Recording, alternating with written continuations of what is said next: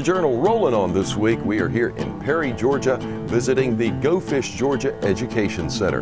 I'm Todd Wilson. We're going to be talking with Mike Bramley, who's with the DNR. He's going to explain to us everything that goes on here, a little behind the scenes. You'll be able to get a view of some spectacular fish that if you're an angler, you'll be a little envious of, wishing that you had a chance to put something like that in your boat, and maybe even take a little chance at wetting a hook ourselves. That's all coming up on this week's edition of the Georgia Journal right now. Last year, the official ribbon cutting opened the doors to the Go Fish Education Center. Area dignitaries and then Governor Perdue marked the opening of the Go Fish Georgia Education Center. Back in 2007, Governor Perdue proposed that $19 million in funding for the Go Fish initiative to help raise awareness and attract more fishermen. A threefold plan. First is to improve the quality of fishing in our state. Second, to improve access to lakes and impounds across Georgia. And finally, to increase participation through active promotion and marketing about the opportunities that run from the mountains to the coast and throughout Georgia. We start up in the mountains, mountain streams, we move down into the Piedmont, and then down into the Piedmont stream, the coastal plain, and eventually down to the Blackwater Swamp and the coastal areas. And that's pretty much how our aquarium's set up and how the experience is set up here at the Go Fish Center. Like you say, you start out from the mountains where all the water comes down from, and then you move down to the Piedmonts and the coastal plain. Much like this map right here, starting up in the northern part of the state with the colder water coming down coming through the ripples, making a lot of very high oxygenated cold water. Then you move down into the Piedmonts where you have your reservoirs, much more slowly moving water, usually dammed lakes or dammed rivers to make lakes. Then the coastal plain and the lower coastal plain where you have a lot of natural filtration going on with the grasslands and whatnot as the water moves out back into the ocean. Annually, anglers spend around $1 billion on fishing in Georgia, with an annual economic impact of over $2 billion. The state is home to over 4,000 miles of trout streams, 12,000 miles of warm water streams, and over 500,000 acres of ponds and lakes. There are ample opportunities for recreational fishermen and families to venture out and wet a hook. But more than just a weekend outing, Georgia's fishing opportunities are big business. Last October, when the Go Fish Education Center opened in Perry, it became a showcase for all of the various fishing opportunities in our state. The center features recreations of trout streams in the mountains fully stocked. This is our mountain stream exhibit. It's representing the water coming out of the mountains, coming off the waterfalls. A lot of waterfalls in Georgia. I don't know if you've done a lot of hiking in North Georgia, a lot of that. And then we come down into the stream here, and as you see in this cold water stream, we have different varieties of trout. We have rainbows, we have speckled brown, and we also have brook trout. Brook trout, we have some really large, very pretty brook trout, one of the few native species here to Georgia. We keep this water at a very cool 58 degrees, which is kind of a trick here in middle Georgia, where when I came down here to work in July of last year, the temperature was 107. So keeping this cool is quite a trick, but we're able to do that. Keep the animals happy and healthy. They have to stay under about 65 degrees. I mean, they get up around 70, then you start having some trouble with their health. So we keep them nice and cool. Blackwater swamps, like those found in South Georgia, plus many of their inhabitants. This exhibit and the next one we come to, the coastal plain exhibit, is all one entity. It's 146,000 gallons altogether, filtered by the same system, all a closed system. Goes into our water treatment back here and then back out into the exhibit. So yeah, and you can see we've got a little bit of an algae bloom right now. We're coming out of it. It looked a whole lot worse a couple days ago, but I'm very encouraged at our progress. So hopefully by this weekend our guests will be able to see the fish clearly again, and we won't have this issue hopefully in the future. But it's one of the challenges of having an outdoor exhibit. You know, a lot of the people have come by here and they go, well, this is what my pond looks like. You know, and it makes sense. You know, this is what the area waterways look like. We're actually fighting nature by trying to make this clear. But that's, like I say, that's the balance in an aquarium setting, is between water quality and water clarity. And most importantly, it's quality for your animals, but clarity comes a very, very close second, because you're there for guests to see those animals. We've got some big lilies coming up and some other stuff. Some of them are starting to flower even. DNR manages the wilderness areas, public fishing areas, and sets the guidelines for catching, releasing, and even consuming the fresh and saltwater fish that can be caught along our coast. Centrally located, the Go Fish Education Center serves not only as an added attraction for tourists just south of the Georgia National Fairgrounds and Ag Center in Perry, it also has a mission to teach. During our visit, we stopped in the on-site classroom. From Monday through Thursday, school children are brought in to tour the facility and learn about the various habitats, the trophy fish which have been caught in the state, and protecting both the environment and the science of producing more record keepers. The Go Fish Education Center not only teaches about fish and their habitats, some of the exhibits include other species. There are also some reptiles on display.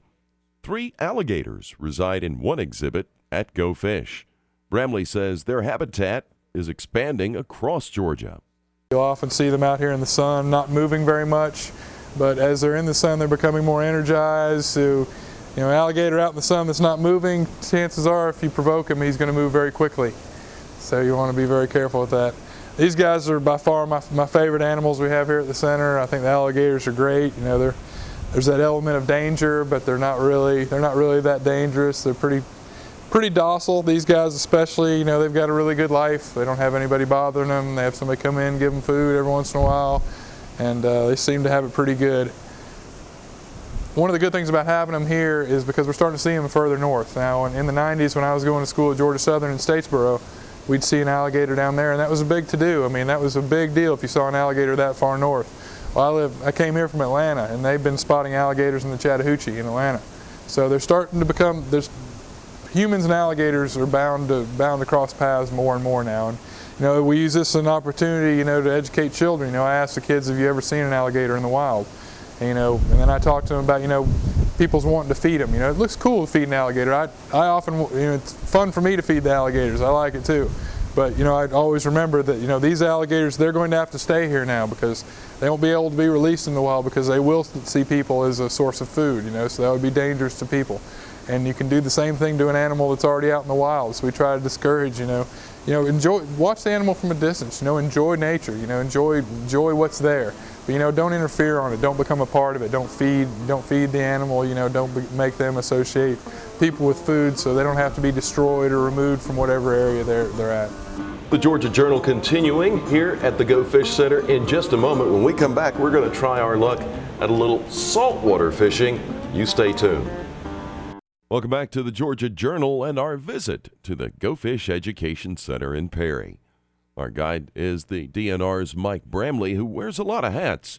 His duties not only include leading school groups and education, he also manages the fish hatchery. We have one of the only closed system hatcheries in Georgia.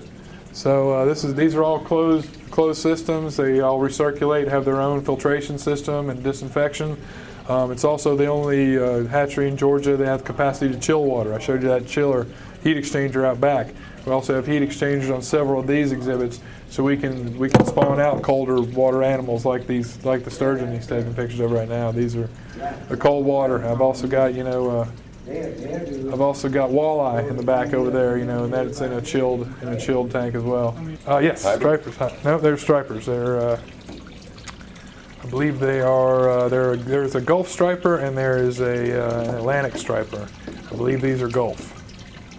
And there's only one way of counting and telling. I think it's counting scales, and I just haven't had the time to do that yet. We got to count the scales down. I think they're lateral line. But yeah, these guys, I actually can feed them by hand. The kids love it. I can hold a piece of squid over here, and they'll take it from my hand. So they're very ravenous. They're good eaters. They're not afraid to eat for sure. Trophy bass, of course, widely sought by fishermen across the country. The goal of the hatchery is to locate large bass and to pass on their genetic qualities to offer all anglers the chance to catch a whopper. The varieties of bass, from largemouth, shoal, striper, and others, are showcased in other large aquariums at the Go Fish Education Center. In the other large aquarium display, outside of the numerous bass species, there are examples of catfish like channel and flathead. There are pickerel, bowfin, and gar. And of course, plenty of the species of panfish like bluegill, brim, and red-eared sunfish. The aquatic environments displayed in the numerous small and 3 large aquariums at Go Fish require constant filtration and circulation in order for the animals to thrive. The facility has its own water treatment and pumping operation that Bramley describes in detail. There's a system running all the time to keep that water filtered and keep it clean for the animals that live inside of the system. The water spills over into this box we have in the back of the tank. That comes down through these pipes and then is dispersed over top of this media. This media, the reason we have this in here is so it'll hold bacteria. And we're not talking about bad bacteria, we're talking about good bacteria, denitrifying bacteria. Because problems we have in fish tanks, we can have ammonia spikes from fish waste. So if you have the bacteria in there that converts that ammonia to nitrate, and then nitrite, and then to nitrate, which makes it much less harmful for the animals. So there's a biological filtration going on, as well as a mechanical filtration. If you look up here, there's actually filter socks the water's going through and filter out any small particles. And the other way we keep this water clean is through ozone, generate ozone. We know that oxygen is a very good oxidizer. You know, O2, you see metals that are exposed to air for a while start to rust. Well, ozone is O3. It has an extra oxygen molecule, making it a much better oxidizer. So it breaks down things much more readily, things like proteins and fish waste. Decorating the walls in one part of the Go Fish Education Center are the winners from the 21st Annual Give Wildlife Poster Contest. See, here we have some very colorful posters from some different grade school children doing the 21st Annual Give Wildlife a Chance Poster Contest. These are all the winners from that. And this year's theme is celebrating Georgia's wildlife from the mountains to the sea, which is coincidental because that's exactly the way the Go Fish Center is set up, from the mountains down to the coastal plains. So we thought it would be appropriate to have these featured here, in the middle of Georgia, because these kids are from all over. So if they're in the area, they can stop by and see their artwork displayed here at the Go Fish Center. The interactive part of Go Fish is another teaching and learning experience for visitors both young and old alike. There's a freshwater fishing simulator and a saltwater simulator that gives you a chance to hook, fight, and land a marlin. Yep, it will. As soon as you wait till he gets on there, he'll. Right now you're kind of trolling behind you. And boom. Okay. Yeah, I can see that.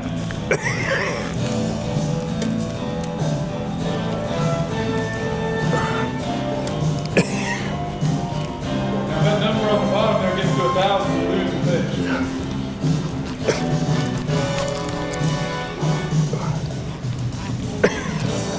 We don't want that to happen.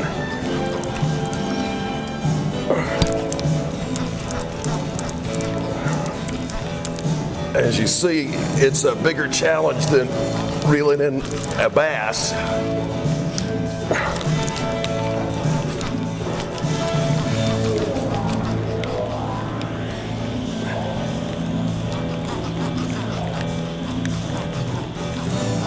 Does anybody ever land a fish?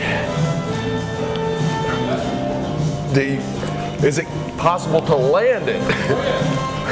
Don't get to it.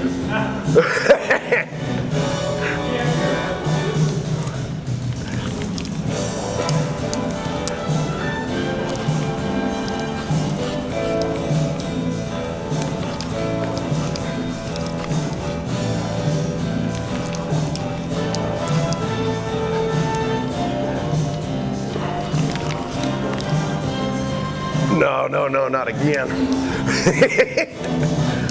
It's not as easy as it looks. Does that mean that's a workout?